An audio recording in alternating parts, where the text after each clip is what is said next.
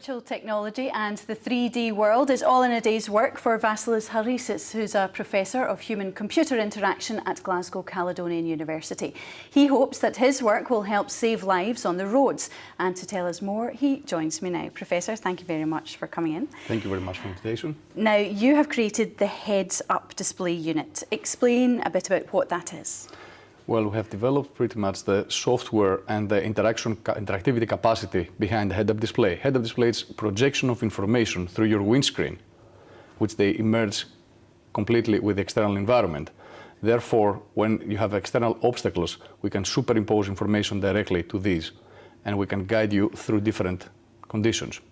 So how does that work? Can you explain in layman's terms how you would use that? We're acquiring information from the environment, particularly from different kind of networks around the vehicle, either or from other vehicles, and we're defining the position of the vehicle in contrast to what's around, to the surroundings. And that type of information then is being transferred to your windscreen through a projection system, and they appear exactly in front of your field of view. So how does that help then? In what kind of conditions or what kind of weather conditions would that be useful? Well, it can work in a number of different conditions, but we have designed it particularly for adverse weather conditions.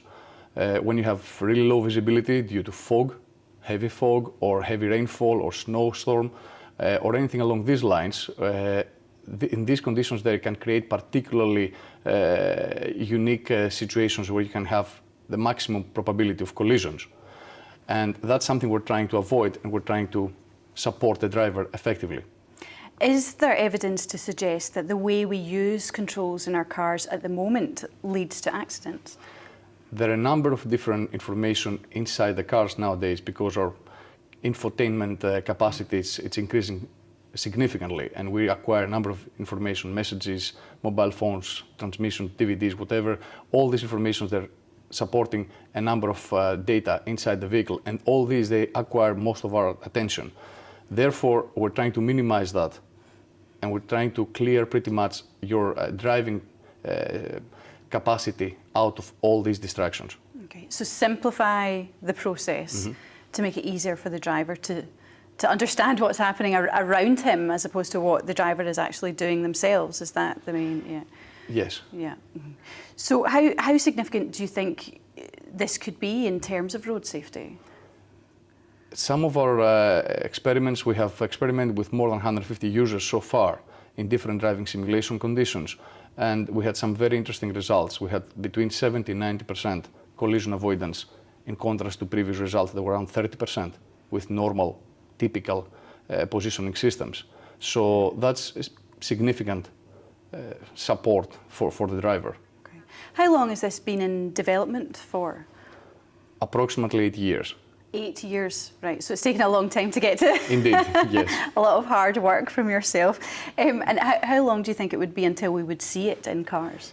Well, there are quite a few currently European unions trying to install such systems, at least on trial vehicles, and there are a number of projects around Europe that are trying to support that type of technology. So it's not going to be that far away. Some vehicles they have already head-up displays, but they're not working on that particular setup, so they don't really provide you information, the existing ones, for collision avoidance. They're mainly information that you have already on your head, on your dashboard. Okay. Do you think the relationship between humans and computers is now strong enough that we can trust that a system like this would get it right? Well, trust is a very strong word, I must admit, but we can definitely acquire more information on a more safe manner from the particular kind of type of sources.